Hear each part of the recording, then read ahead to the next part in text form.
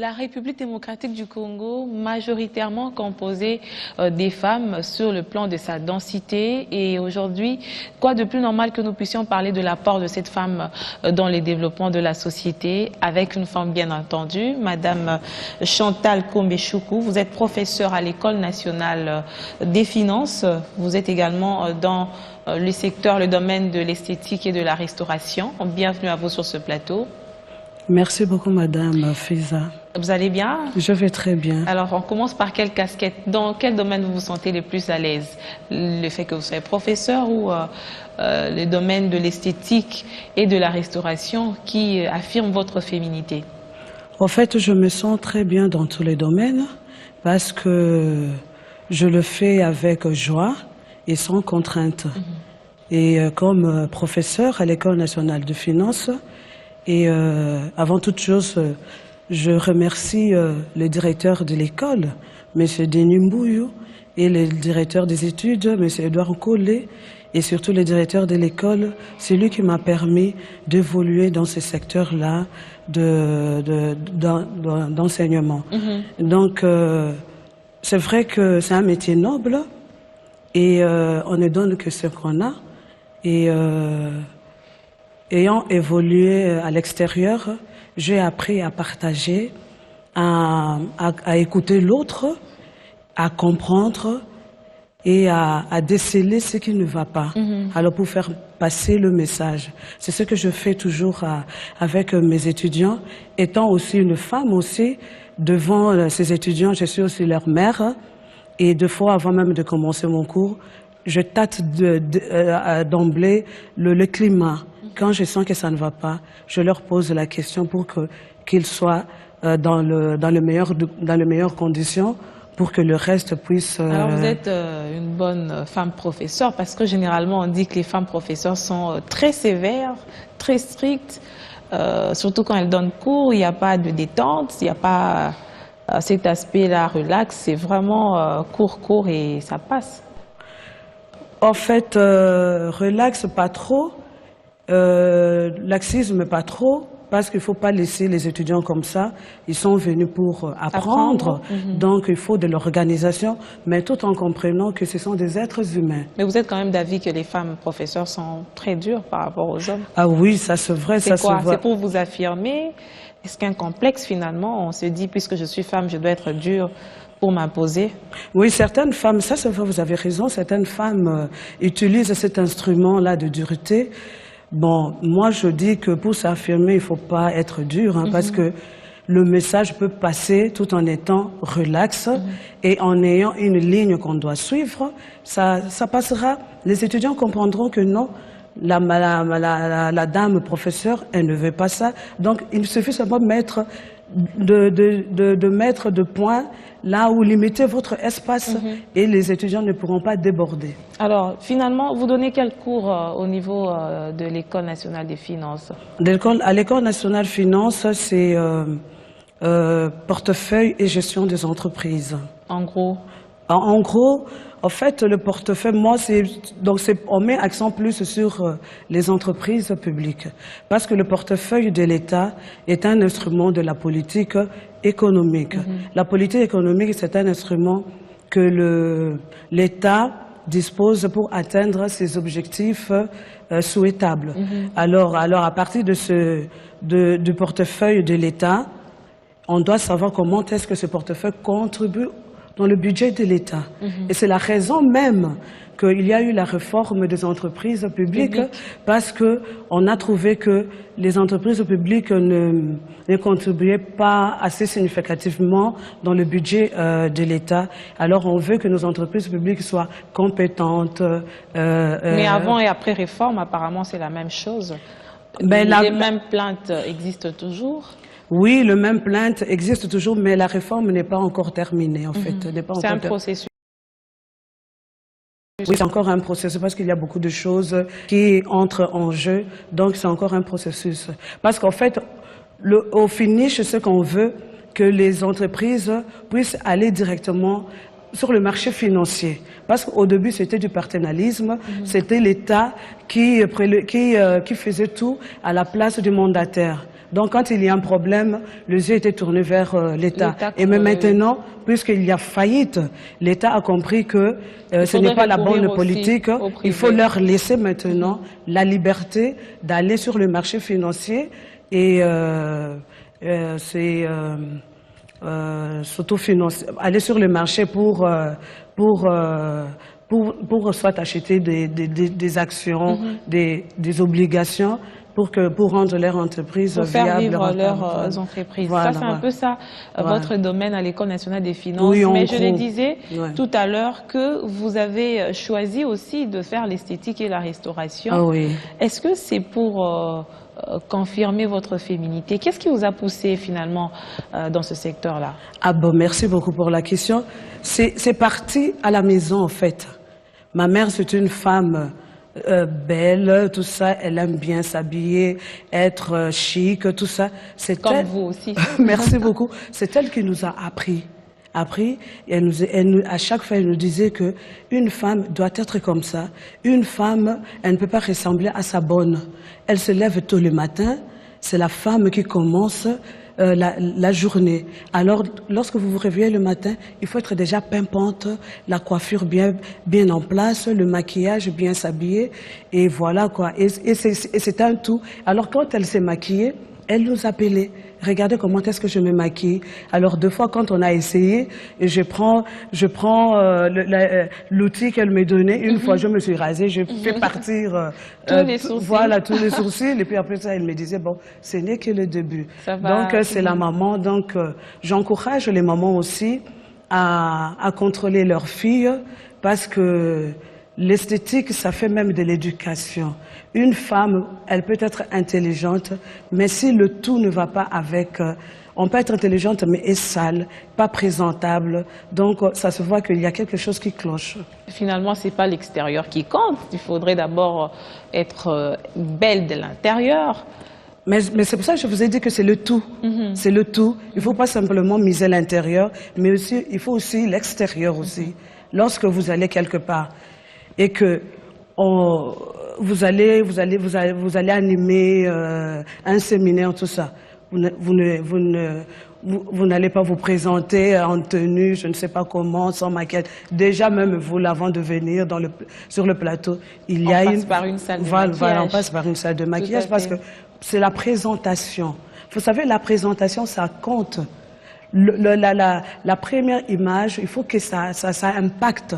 Mais lorsque votre présentation est nulle, les gens restent avec cette image-là. Il faudra aussi relativiser. Il y a présentation assez simple, il y a aussi l'extravagance aujourd'hui qui par moments dégoûte. Ah mais oui, ça c'est vrai, ça c'est vrai. Parce que là, on rencontre par exemple la journée, il y a des dames qui se maquillent comme si c'était la soirée. Oui. Voilà, ça c'est. Mais comment faire la différence de tout ça? Est-ce qu'il faut aller forcément dans une formation ou ça s'apprend sur l'État? Vous-même, est-ce que vous avez suivi toute une formation au-delà du fait que votre mère vous ait transmis quelques notions dès le bas âge? Est-ce que vous avez fait une formation en esthétique et en restauration? Oui, j'ai fait une formation en esthétique en France, à Lyon. J'ai passé, je suis restée là-bas pendant 3 ans et j'ai côtoyé des grands, ceux qui maquillent, des stars, tout ça. Et je suis passée par une formation parce que, vous savez, le fait de combiner les couleurs, il faut savoir les combiner pour avoir un effet. Alors, pour savoir qu'il y a le maquillage sportif, il y a le maquillage soirée, il y a plusieurs sortes de maquillage. Alors, pour la soirée, une dame peut se présenter en maquillage jour. Ça ne correspond pas. La journée, vous allez au travail, maquillage soirée. Donc, ça ne va pas. Et des fois, ça choque, on se dit, mais elle veut se faire voir ou quoi? Quel message elle fait passer? Donc, c'est pour cela que l'extravagance, de fois, ce n'est pas bien, mais il faut passer par la formation. La formation, elle est nécessaire. Oui, mais pour nous qui, au quotidien, nous maquillons, on n'a pas le temps d'aller se faire former. Comment on peut apprendre des petites notions comme ça qui puissent nous permettre de ne pas choquer les autres? Mais il y a des revues, en fait. Moi, avant d'aller en France, j'avais des revues. J'achetais et ma mère me les apportait aussi. Et je me mettais à lire. Il y a des revues aussi. Il y a des pages consacrées au maquillage. Voilà, au maquillage. On montre voilà, quelques astuces, comment se maquiller, ce qu'il faut faire ou ne pas faire. On peut déjà se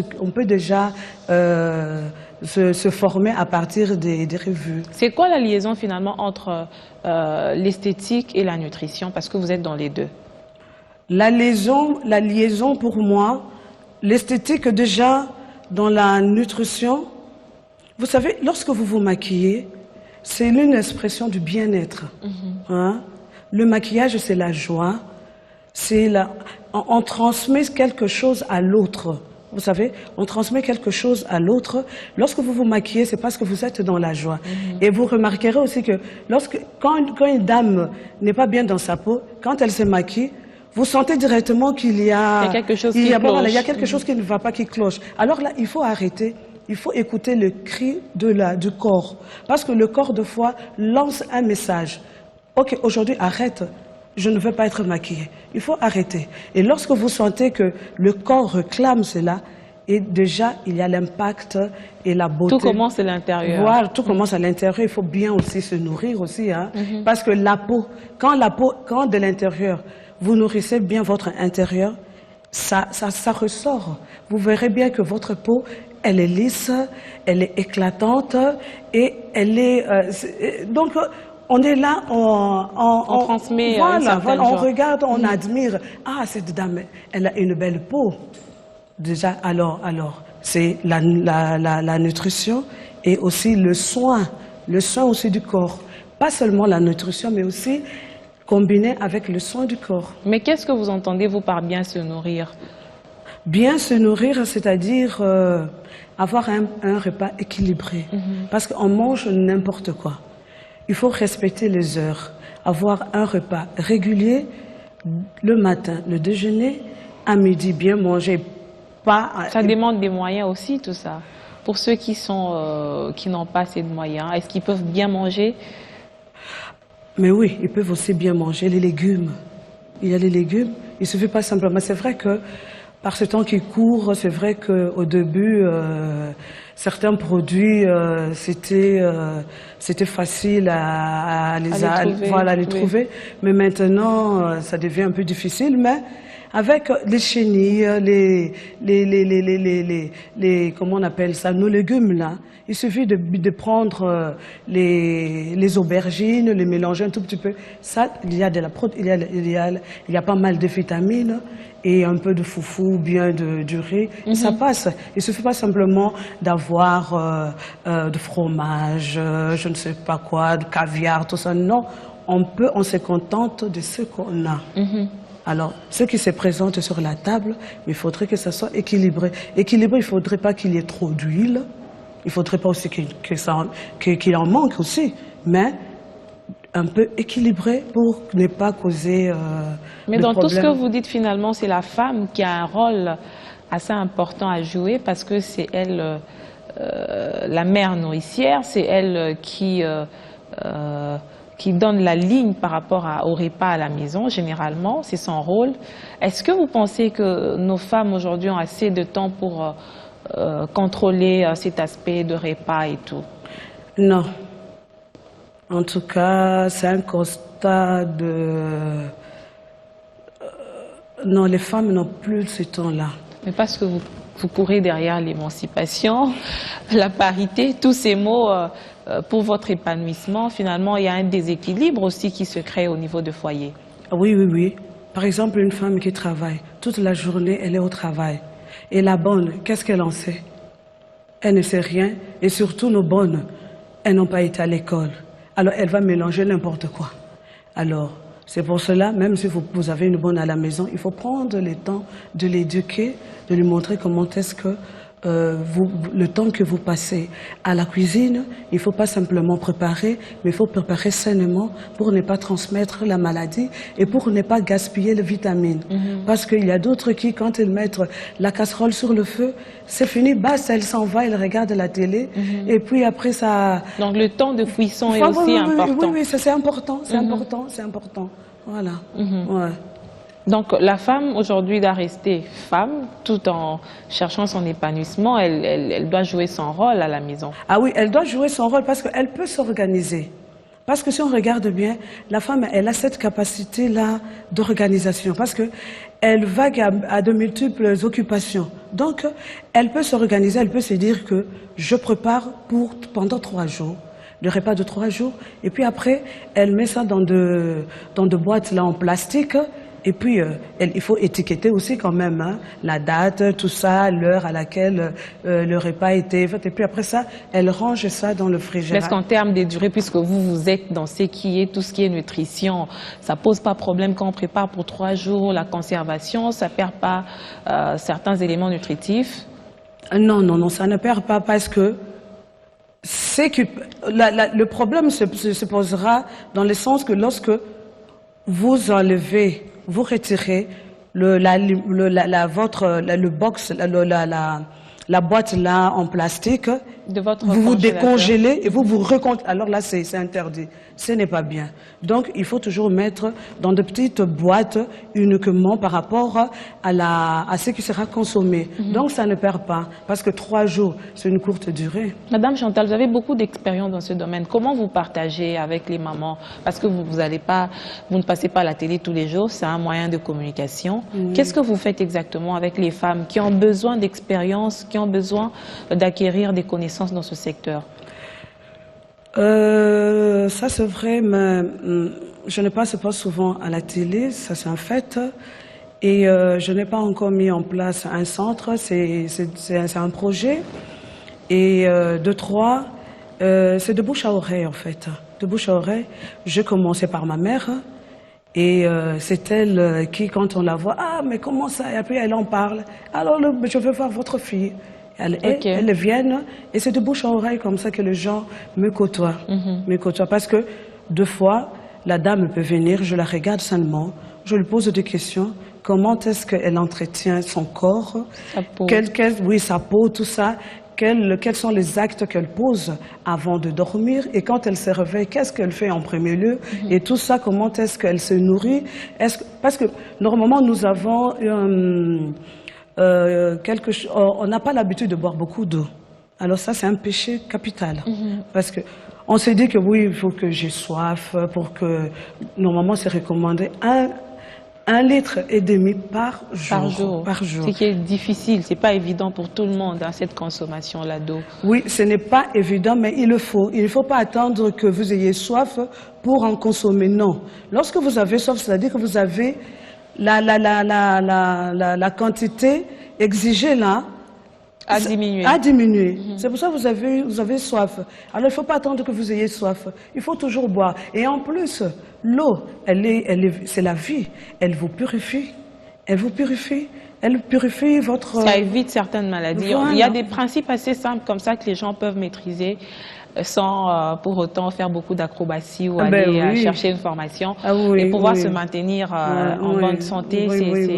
C'est vraiment très important. Alors finalement, aujourd'hui, la femme congolaise, je l'ai dit au début de l'émission, elle représente cette grande population congolaise puisqu'elle est majoritairement composée des femmes, mais son apport au regard de tout ce qu'il y a eu comme pesanteur sociale reste encore à compter du bout de doigt selon certaines personnes. La femme n'est pas forcément où on l'attend. Et quelle est votre lecture par rapport à l'apport de la femme congolaise au développement de la nation? Bon, déjà, la femme, elle apporte quelque chose. C'est vrai que l'impact n'est pas encore significatif, mais elle est là, elle est active, on la voit. Mais simplement, le taux qui n'est pas élevé. Et c'est la raison pour laquelle la politique nationale sur la promotion de la femme ne doit pas être théorique, elle doit être pratique. Je m'explique parce que il y a plusieurs initiatives en faveur de cette politique, telles que les discours, les ateliers de formation, les conférences de voyage par-ci par-là, mais simplement on oublie un problème, c'est-à-dire que le passage de l'état de l'information, de la formation, à l'état même de l'appropriation de ce concept-là chez la femme. Donc la femme n'a pas encore assimilé ce concept. Et cela c'est dû au manque de moyens ou de la faible apport en termes financiers des partenaires. Mais finalement, vous allez toujours attendre que les partenaires vous viennent en aide pour poser des gestes, madame. Pas toujours. Oui. L'État, il est là. L'État doit booster l'effort. Parce que le partenaire, quand il vient, il ne le fait pas à temps plein. Il le fait et puis après ça, il le repart. Mais maintenant, c'est de notre devoir de faire le suivi, de continuer. C'est-à-dire que vous allez constater, Madame Fiza, lors de ces conférences, de ces réunions, tout ça, vous verrez toujours les mêmes visages des femmes qui sont quasiment intelligentes. Mais elles ont un problème lorsqu'on leur demande de relayer le message que les partenaires leur demandent. C'est un problème. Il n'y a pas de continuité. Ce n'est pas de leur faute aussi, hein. Faute de moyens. Alors l'État congolais doit allouer une enveloppe conséquente qui doit correspondre aux réalités rencontrées sur le terrain. Par exemple, si on va sur un terrain, on trouve 5000 femmes et que l'État alloue une enveloppe de 1000 francs, ça n'aura aucun impact. Et aussi, on doit chercher, étendre l'espace d'intervention, pas toujours rester dans le même circuit. Vous verrez que pour aller vers les femmes là qui sont en province tout ça, alors là, c'est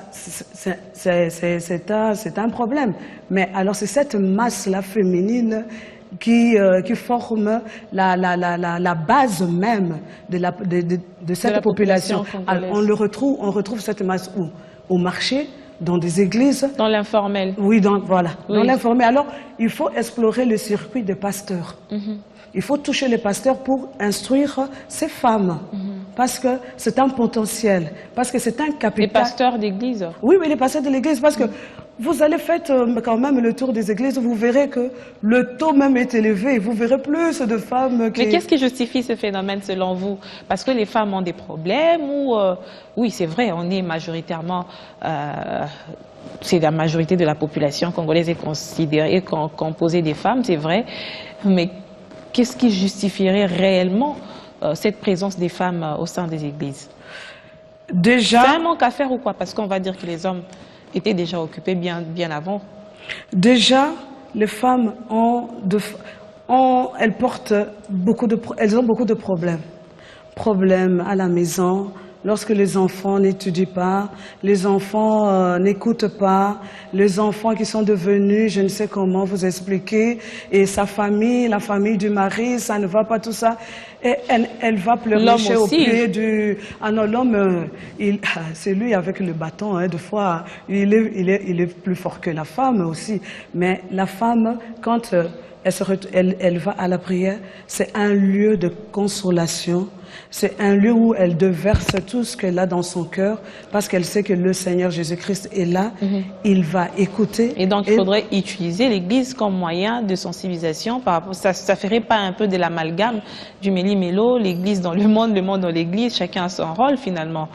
Mais non, mais l'Église a aussi, l'Église va aussi en bénéficier parce que elle va présenter des femmes qualifiées. Elle va présenter des femmes performantes, compétentes. Et ça fera la fierté même de l'Église. Vous verrez des femmes intellectuelles et qui vont, par exemple, investir dans des domaines qu'on ne pourrait même pas imaginer. Et ça sera au bénéfice aussi de l'Église.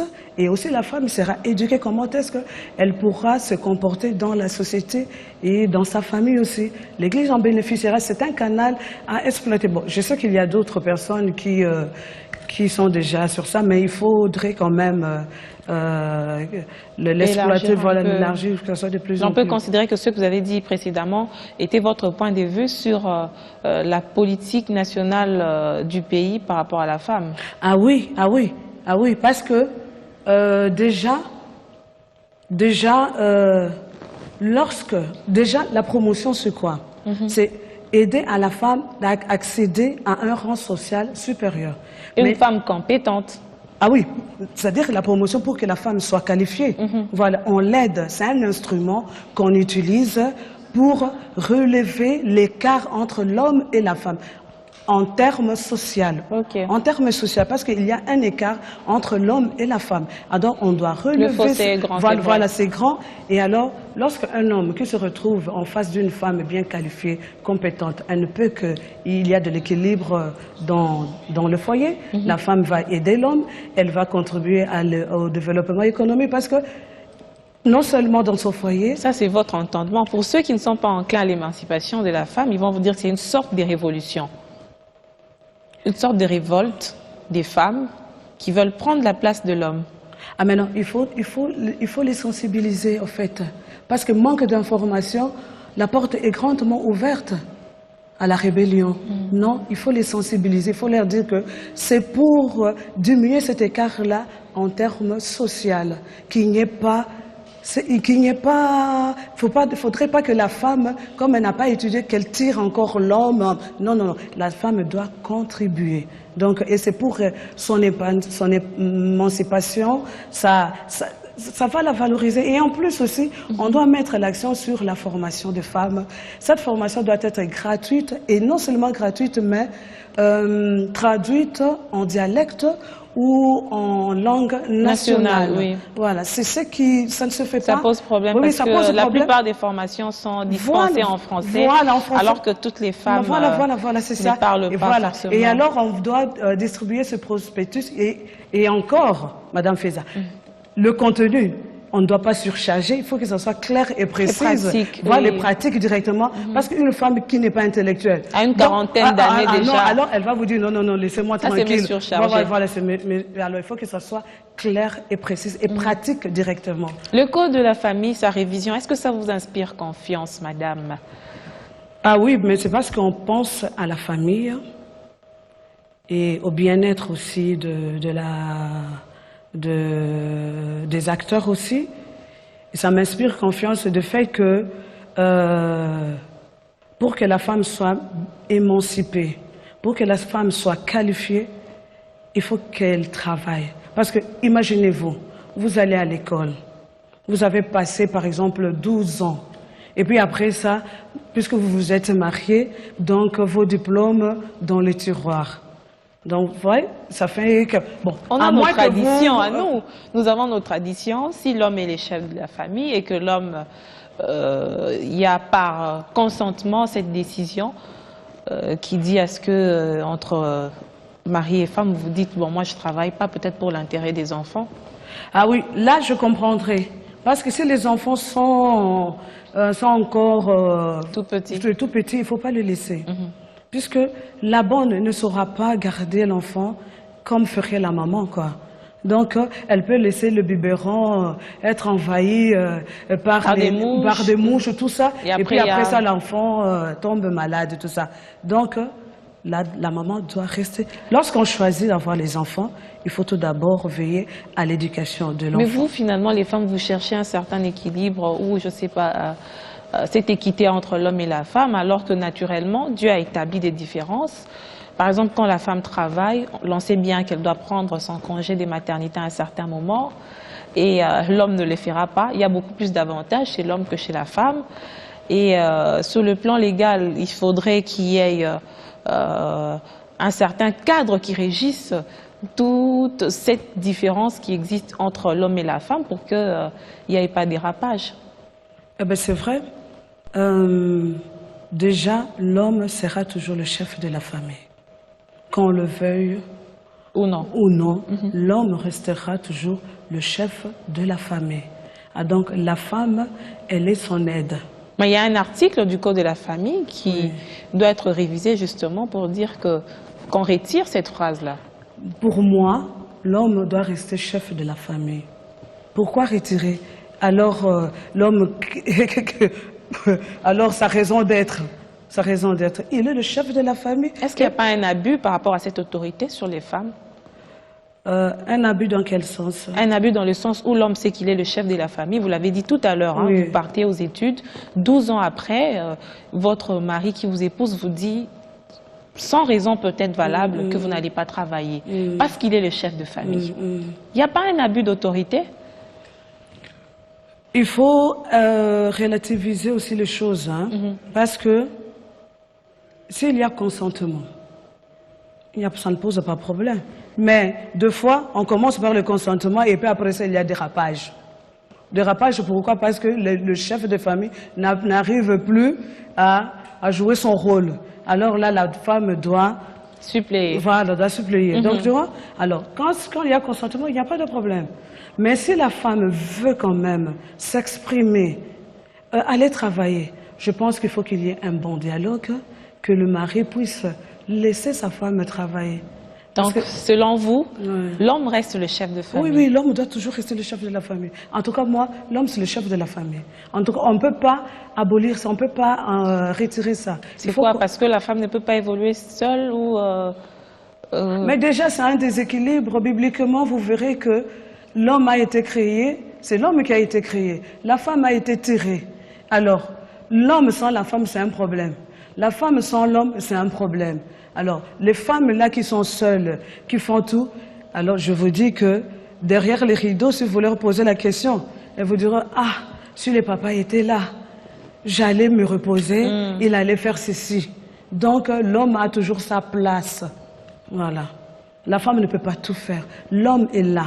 Donc, il le restera. Il y a une collègue qui me faisait rire tout à l'heure pour me dire que ça serait rotatif selon que chacun apporte ses moyens. Si on estime que la femme apporte beaucoup plus dans la famille et celle qui devient chef de famille.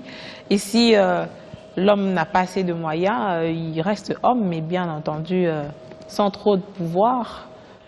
Bon, c'est femme. C'est un peu une modernité, une modernisation qui nous fait perdre certaines valeurs. C'est vrai aussi que, normalement, l'homme doit toujours assumer, être toujours là pour être responsable. Donc, il ne peut pas faillir. Mais il arrive que, par ce temps que court, il peut être licencié, on peut limogé, tout ça. Bon, il peut être malade, être handicapé, tout ça, et que la dame, c'est elle qui devient. Alors, ça n'enlève en rien la casquette de chef de famille. Il faudrait que la femme puisse se comprendre. Parce que des fois, ça c'est vrai, hein, on le voit partout. Ah, c'est moi maintenant, tout ça.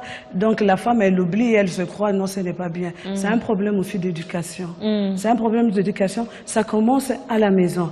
Alors si les parents prennent le temps d'éduquer leurs enfants, même si vous allez à l'école, mais sachez que l'homme reste l'homme. L'homme reste le chef de la famille. Même si vous apportez plus que lui, mais sache que c'est l'homme. Il ne faut pas avoir des grands airs, tout ça, le voir comme un vaurien, tout ça. Non, non, non, non. Il faut le respecter en tant que chef de famille et la femme reste dans sa casquette de femme. Madame Chantal Combé Choukou, professeure à l'École nationale des finances, esthéticienne, elle est aussi dans le domaine de restauration. Nous avons fini cette émission. Mais en une minute, vous allez vous résumer, dire quelque chose à toutes ces femmes qui nous suivent aujourd'hui. Pourquoi pas aussi aux hommes, puisque finalement c'est un équilibre, c'est un tout, c'est un ensemble qui fasse qu'aujourd'hui il y ait ce développement au sein du pays. Ce que je dirais aux femmes, c'est de ne pas baisser les bras. Elles ne peuvent pas se dire que je ne peux rien apporter au développement de son pays. Elle a toujours quelque chose, parce que Dieu ne l'a pas créée pour rien. Elle est sur terre pour quelque chose.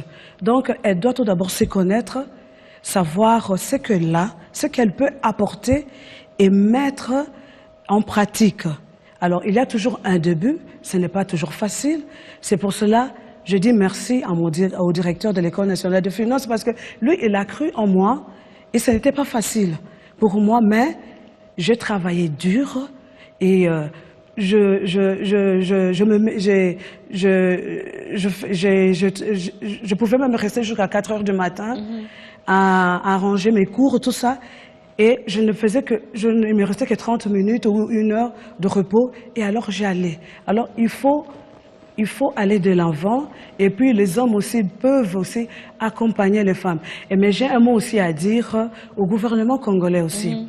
Parce que l'initiative du président de la République, le quota de 30% accordé à la femme, c'est une initiative louable. Mais c'est simplement pour que cette initiative soit matérialisée. Il faut qu'on mette en place une banque de données des compétences féminines. C'est là qu'on va trier dans chaque secteur, rechercher les femmes qui vont aller travailler. Vous-même, femmes, mettez-vous aussi à l'œuvre pour que ce quota-là ne soit pas qu'un slogan, qui ait quand même des résultats. Quand on sait qu'il y a des femmes compétentes ici en République démocratique du Congo, et 30%, ça ne nous manque pas. On peut facilement réunir ces 30%, mais ce qui est vrai, c'est que quand il s'agit des nominations, ce n'est pas toujours le cas. C'est un autre débat. Cette émission est finie. On aura peut-être l'occasion d'en parler prochainement. Merci de nous avoir suivis à Kinshasa et partout à travers le monde. Merci de votre fidélité à ce magazine Femmes.